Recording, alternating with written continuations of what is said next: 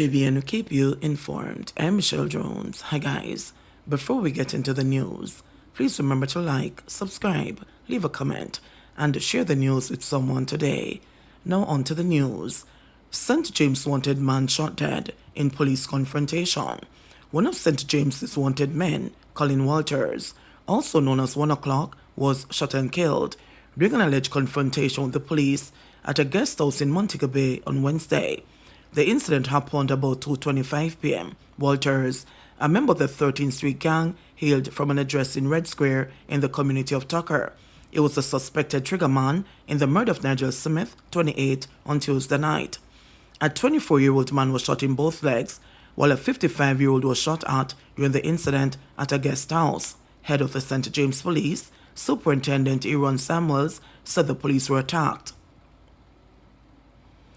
Upon conducting this operation, the members of the operational support team were fired upon by the suspect. Members of the team returned fire, and at the end of the incident, one man was seen clutching a Browning single-action pistol with 3 live rounds remaining in the magazine. We believe that this is the person identified as Colin Walters, who we believe is the main perpetrator behind that murder. Another operation was conducted earlier, where 2 other suspects were arrested and they will be interviewed in relation to said incident, Samuel said. Meanwhile, Samuels is urging criminals to turn in themselves. We'll not relent in our bid to keep this parish safe, and as such, we'll be naming persons of interest and wanted persons. The Independent Commission of Investigations INDICOM is investigating the fatal police shooting. Civilian dead, cop hospitalized following alleged confrontation in St. Anne. A policeman is reportedly in serious condition at the hospital after being attacked by a machete-wielding man in Hyattsfield, St. Anne on Thursday morning. The attacker has since succumbed to injuries received. The deceased has been identified as 51-year-old construction worker Herbert Hines of Hyattsfield. According to the lawmen, about 9 a.m., Constable Curtis Wright was among a team of officers who responded to a report of a domestic dispute involving Hines. Upon seeing the police, Hines ran and the police gave chase. Further reports are that Hines then attacked and chopped the constable several times all over his body. In response, the constable opened gunfire, hitting Hines. Both Hines and the wounded constable were taken to hospital, where Hines was pronounced dead and the cop was admitted in serious but stable condition.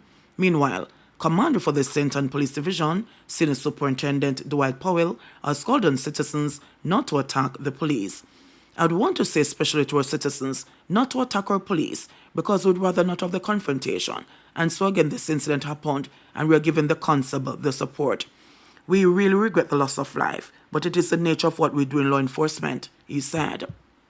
Bike delivery man killed in collision with garbage truck. A bike delivery man is now dead as a result of injuries he sustained in a motor vehicle collision in St. Anne on Monday, June 4. The deceased is 21-year-old Tyreek Johnson of Petersburg Road, Homestead in the parish. According to the police, about 3:30 p.m., Jackson was driving his green Zamaco CG200 motorcycle along the roadway when he overtook a line of traffic and collided with a garbage disposal truck. He reportedly sustained multiple injuries and was transported to hospital, where he succumbed to his injuries the following day. Man murdered while standing at his gate. The police are now probing the circumstances under which a man was shot and killed at his home in Kingston on Wednesday, June 5. Dead is 23-year-old Tushon Walker, otherwise called TJ, of Barbican Road. Reports were that about 3:20 p.m., Walker was standing at his gateway when he was approached by an armed man. It is reported that the man opened gunfire at Walker, hitting him to the upper body and back before he fled. Walker was taken to hospital, where he was pronounced dead. Senior cop and his security team fired on in St. James. New commander for Area 1, Assistant Commissioner of Police Glenford Miller, and members of his security detail were fired on by a gunman on Kent Avenue near Flanker in St. James late Wednesday night. Miller and his team had reportedly pulled over a suspicious-looking vehicle, and while they were approaching the vehicle, the occupants allegedly opened gunfire. The gunfire was returned and the vehicle sped away. No one on the police team was injured. The incident is being investigated by the St. James Police. Gun and ammo seized, 10 men taken into custody. Operatives from Specialized Operations seized the gun and ammunition on Wednesday while conducting strategic patrols at Campbell's Boulevard in the St. Andrew Central Division. The team came across a group of men at a stall whose actions arose their suspicion. A snap raid was carried out and a total of 10 males were searched. The immediate surroundings were also searched, and one 9mm pistol with a round in the chamber and a magazine containing 7 9mm rounds were found. All 10 persons were taken into custody pending investigations. St. James Police named several wanted men. The St. James Police have named Joseph Mackenzie, otherwise called Gio, Lico Maxwell, otherwise called Junior, and Omoy Largy, also called Not Nice, as wanted for murders. They have been urged to report to the police immediately. Deputy Superintendent in charge of operations in St. James, Mario Pratt, also listed another suspect who is wanted for several shootings in the Green Pond area. We have carried out several operations in search of these persons who are wanted in the parish and the persons of interest.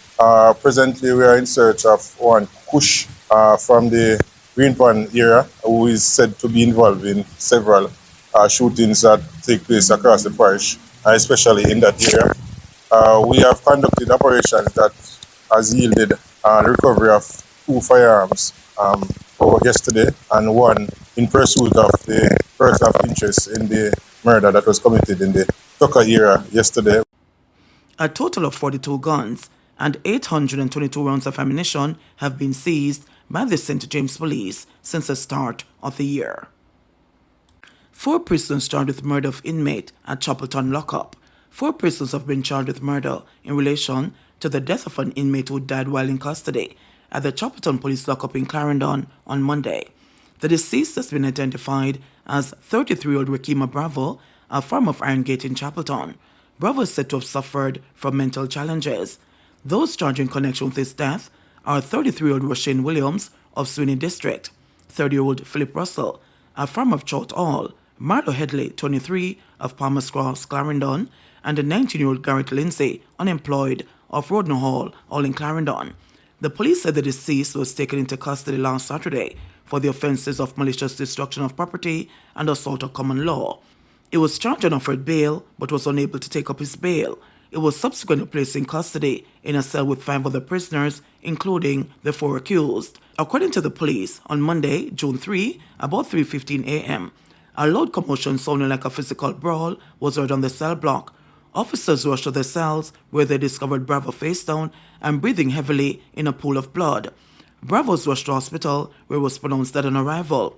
Bravo's uncle, Dudley Williams, who spoke to journalists on Monday, criticized the police for placing his nephew in custody, citing the move was misguided considering Bravo's mental condition. Bravo's uncle, Dudley Williams, who spoke to journalists on Monday, criticized the police for placing his nephew in custody, citing the move was misguided considering Bravo's mental condition. Williams also expressed regret that no one had gone to bail Bravo when he was offered bail. Keith Clark's daughter questioned about omissions in testimony. The daughter of St. Chartered Accountant Keith Clark yesterday denied a suggestion from the defense that an injured person who left bloodstains in different sections of the house was present on the night her father was killed. Clark, 63, was shot 21 times inside his master bedroom during the raid at his Kirkland Close home in Red Hills, St. Andrew, by soldiers in search of then fugitive Christopher Dodos Coke. Coke was wanted by United States authorities for drug and gun running offenses. But yesterday, King's Counsel Vironita Robertson, while cross-examining Brittany Clark, asked whether the bloodstains left inside the living room and washroom were proof that someone else was inside her home with her parents on the day of the shooting. But Brittany, in her response, emphatically said no early in the cross-examination. The attorney questioned her about omissions in her statement while suggesting that she had a motive for testifying about new information that she had not recorded in her statement. Brittany, who gave the lawyer a hard time in answering the questions, was asked why she had not put in her original statement that she had seen her father walking past her bedroom when he arrived home on May 26. In reply, she said she had no reason and that it wasn't important at the time.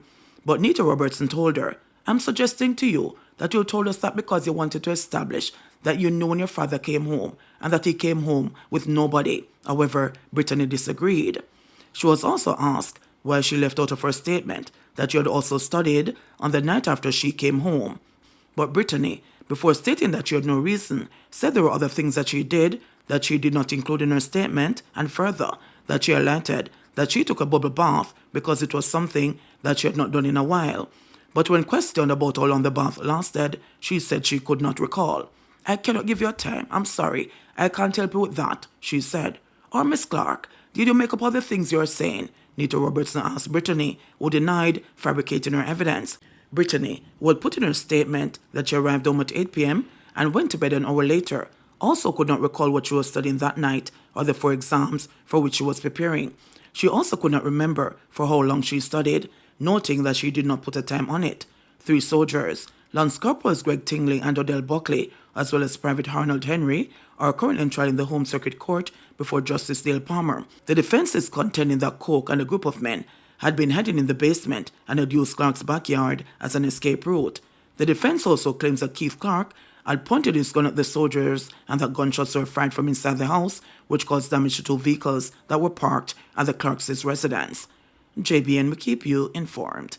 Please remember to subscribe, like, share, leave us a comment, and click the notification bell to receive our daily news items.